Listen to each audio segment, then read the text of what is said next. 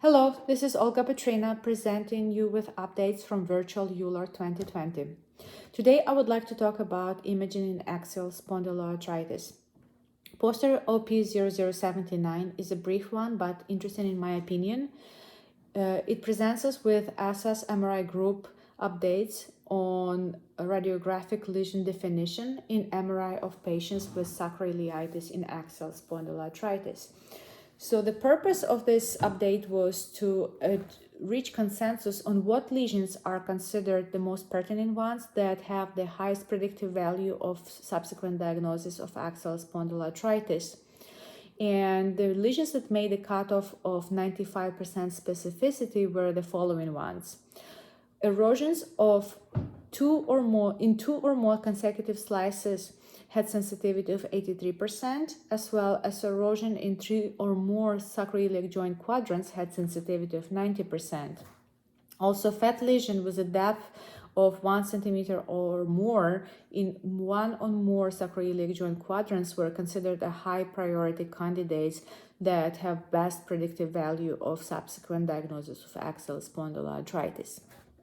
Second abstract is also interesting in my opinion. OP0314 is the study, observational study from DESIR cohort evaluating factors associated with the 5-year drug-free remission in early onset axial spondyloarthritis.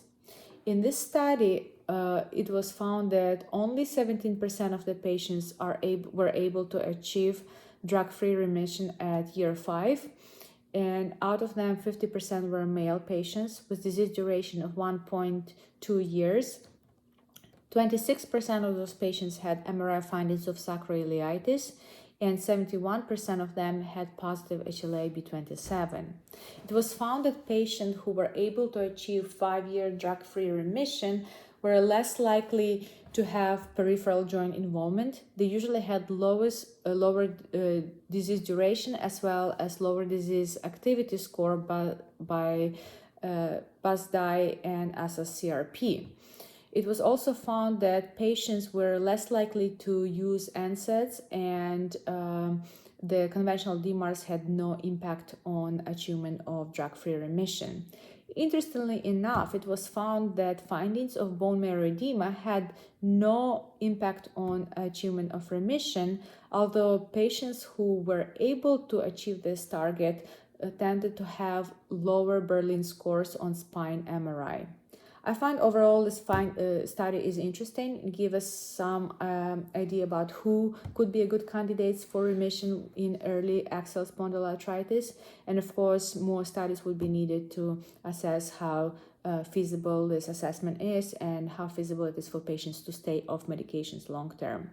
Thank you for listening. If you would like to learn more, please follow us on Room Now. Thank you. Goodbye.